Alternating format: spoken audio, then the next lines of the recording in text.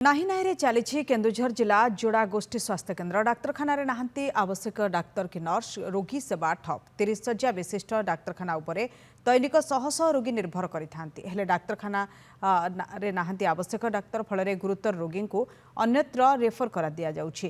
ମେଡିକାଲରେ ଆମ୍ବୁଲାନ୍ସଟିଏ ବି ନାହିଁ। ଜିଲ୍ଲା ଖଣିଜ ପାଣ୍ଠିରୁ ଡାକ୍ତରଖାନାକୁ ଯୋଗାଇ ଦିଆଯାଇଥିବା ଆମ୍ବୁଲାନ୍ସଟି 1 ମାସରୁ ଅଧିକ ହେବ ଅଚଳ ହୋଇପଡ଼ିଛି, ହେଲେ ମରାମତି ହେଉନି, ଯାହାକୁ ନେଇ ସାଧାରଣରେ ଅସନ୍ତୋଷ ପ୍ରକାଶ ପାଇଛି। ଆମେ DMFରେ ସବୁଠୁ ଅଧିକ ଆମ ଯୋଡ଼ା ମଣ୍ଡଳ ଦେଉଛି, କିନ୍ତୁ ଆମର ମେଡ଼ିକାଲରେ ଆମ୍ବୁଲାନ୍ସ ଦୀର୍ଘ ଦିନ ହେଲା ଖରାପ ହେଇକି ପଡ଼ିଛି। ଡକ୍ଟର ସଫିସିଏଣ୍ଟ ନାହାନ୍ତି, ନର୍ସ ନାହାନ୍ତି, ଆଉ ଲୋକ ଦୀର୍ଘ ସମୟ ଧରିକି ଲାଇନ୍ରେ ରହିକି ତାକୁ ଦେଖିବା ପାଇଁ କଷ୍ଟ ହେବାକୁ ପଡ଼ୁଛି। ଆଉ ସରକାରଙ୍କର ଗୋଟେ ଉଦାସୀନତା ଭଳିଆ ଲାଗୁଛି। ଏଠି ମେଡ଼ିକାଲ ବାଲା କେହି କିଛି ବୁଝୁନାହାନ୍ତି। ଏଠି ଦେଖୁଛନ୍ତି ତ ଆପଣମାନେ ସଫିସିଏଣ୍ଟ ନାହିଁ, କେତେ ଲୋକମାନେ ହଇରାଣ ହେଉଛନ୍ତି, ଲାଇନ୍ ଲାଗିଛନ୍ତି।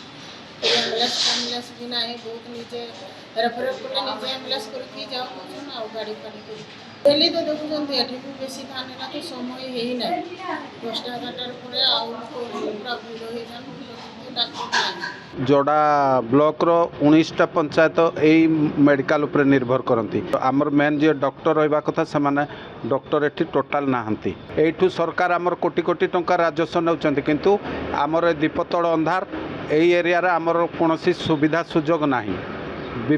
खास करी तो माने स्वास्थ्य सेवा पूरा ही विपर्यस्त।